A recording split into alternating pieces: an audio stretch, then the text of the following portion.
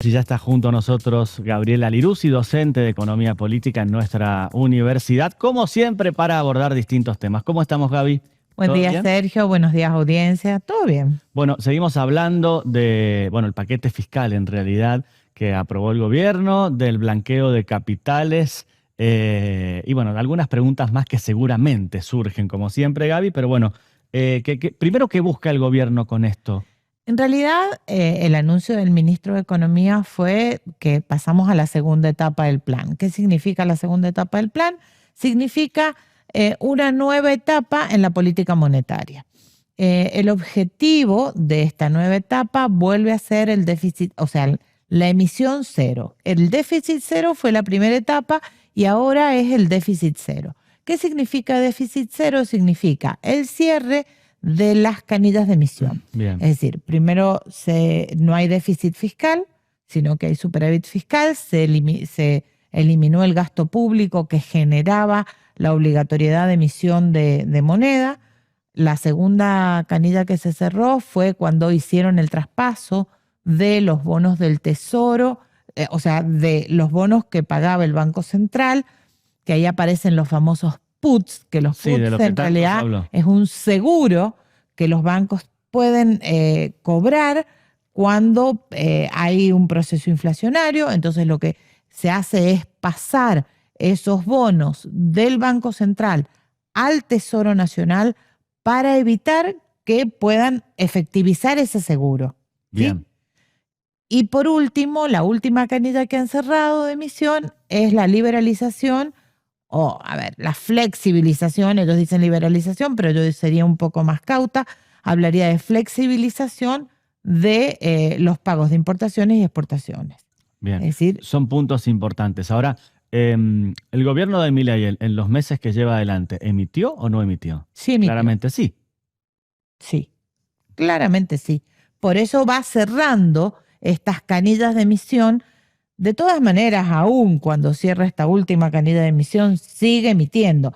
Porque si vos pensás lo que yo te estaba explicando de la segunda canilla, de esta que paga o traspasa los bonos de deuda del Banco Central al Tesoro de la Nación, se ha emitido una letra fiscal que es una obligación de deuda, es decir, es una promesa de pago a corto o a largo plazo. Bien.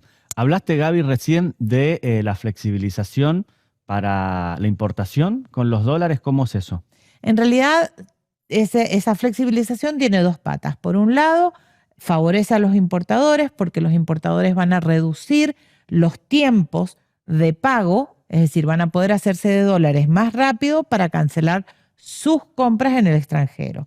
Antes era 30, 60 y 90 días, ahora es a 30 días al pago a la fecha y a 30 días, y para algunos sectores, como es el caso de la farmacéutica específicamente, es de contado. Bien. Por el otro lado, libera la compra de divisas en el mercado de capitales. Es decir, se empieza a poder comprar aquellos que se llaman los dólares financieros, contado con liqui o dólar MEP, que el dólar MEP es el que mayor acceso tiene toda la población. Y antes de esto, las personas que hubieran tenido un subsidio durante la pandemia, o personas que tuvieran deudas con el Estado, o personas que hubieran pedido crédito, no podían comprar este tipo de divisas. Hoy cualquiera puede comprar este tipo de divisas. ¿El oficial no? No, el oficial Bien. no. Ni siquiera tampoco en esta liberalización que hay para los importadores pueden acceder al dólar oficial. El dólar oficial igual es un dólar que va moviéndose, ¿sí? ¿Por qué? Porque es lo que se llama el crawling peg, que en realidad es una devaluación, microdevaluaciones mensuales que son de alrededor del 2%. Esto es para ajustar la brecha que hay entre el dólar libre y el dólar oficial. Ahora, ¿esta movida va a implicar algún gasto del Estado? Digo, esta posibilidad de acceso a estos dólares financieros. ¿Hay alguna financiación del Estado? ¿Hay algo en lo que haya que poner el ojo? ¿Es algo parecido a lo que hizo Massa antes de las elecciones o no? No es parecido a lo que hizo Massa, y sí hay que poner el ojo. En realidad es todo camino a tratar de liberar del cepo. ¿Por qué? Porque no van a venir inversiones en tanto el cepo no se libere. No, los capitales extranjeros no van a traer su dinero si no pueden llevarse los dividendos que genere. ¿Sí? En un solo tipo de cambio. Nosotros seguimos teniendo 4, 5, 10 tipos de cambio y 10 tipos de dólares distintos. Entonces, en realidad, el dueño del capital no quiere arriesgarse a tener que liquidar al dólar oficial cuando el dólar blue cuesta un 55% más. Bien. Ahora, Gaby, estas acciones que lleva adelante el gobierno, ¿cómo las observás? ¿Son acciones que pueden tener un fin sano, digamos, para la Argentina o no? Entendiendo el nivel de reservas, por ejemplo. En realidad hay una caída importante del nivel de reservas porque vuelvo a hablar de lo que estaba hablando recién, de la brecha del dólar entre el dólar libre, que le dicen ahora, y el dólar oficial. Esta brecha que se va ampliando todo el tiempo hace que el Banco Central tenga que salir. Esto que Milei discurseaba todo el tiempo que no iba a hacer, el Banco Central tiene que salir a vender dólares para tratar de tirar el precio del dólar libre a la baja. Está interviniendo entonces en el mercado. Está interviniendo en el mercado. ¿Y los mercados qué dicen a todo esto? ¿No? ¿Cómo ven esa salida del cepo? En realidad no ha habido está en un equilibrio inestable. De todas maneras, hay una circunstancia negativa en los mercados internacionales. Si nosotros miramos la bolsa en Estados Unidos, las acciones de algunos sectores que son, por ejemplo, tecnológicos y demás, ha tenido una caída importante y entonces eso ha terminado arrastrando a las acciones argentinas.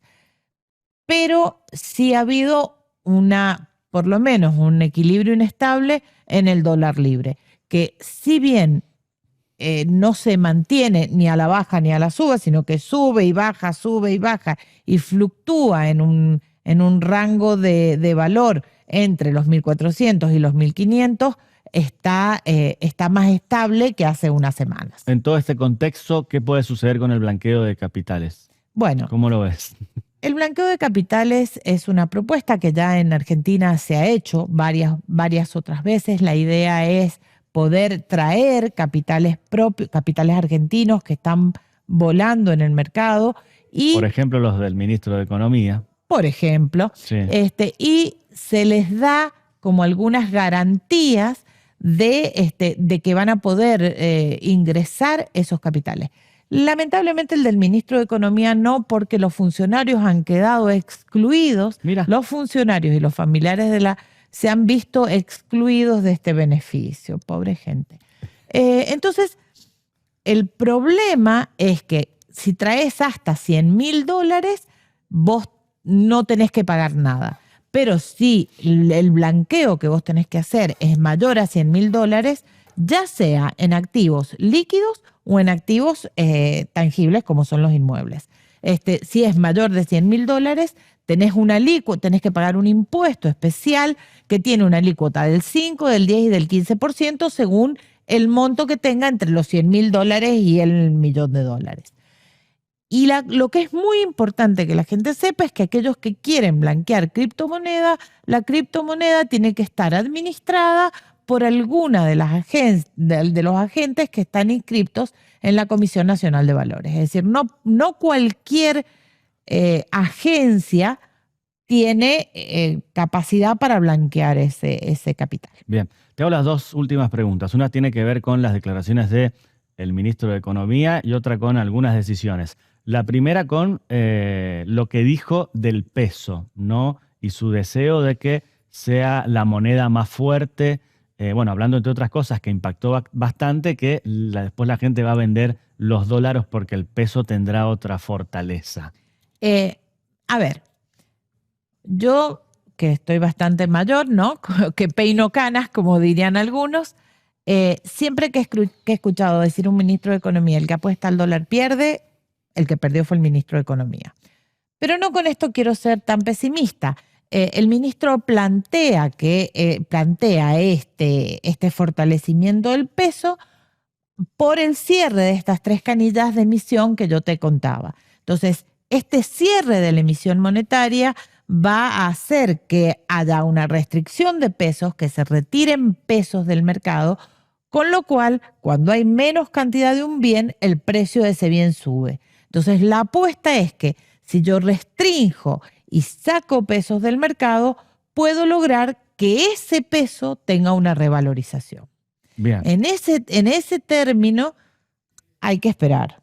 Hay que esperar. Ese Hay sería que el tema. esperar. Y la otra tiene que ver con la salida de las reservas en oro que, bueno, el Banco Central mandó al exterior.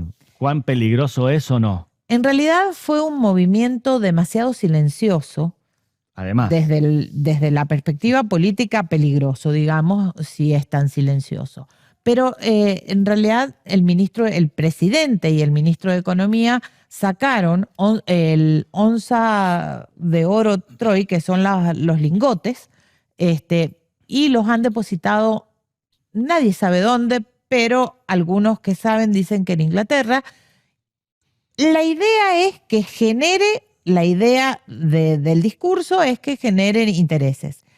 Y el trasfondo serio es que los han puesto como garantía, como forma de garantía de un préstamo para cubrir una de las cuotas que hay que pagar de los endeudamientos anteriores en enero. Entonces, como no logran cubrir el monto total del préstamo, se ha recurrido a poner el oro, porque a ver, esto del problema fiscal, esto de las reservas, esto del valor del dólar, también tiene que ver con que si no tenemos reservas no podemos hacer frente ni a la cancelación de la deuda, que deberíamos poder hacer, y el otro problema más serio es que tampoco vamos a poder salir del cepo, que conlleva, como decía hace un ratito, a la imposibilidad de generar inversiones que sean genuinas acá en Argentina.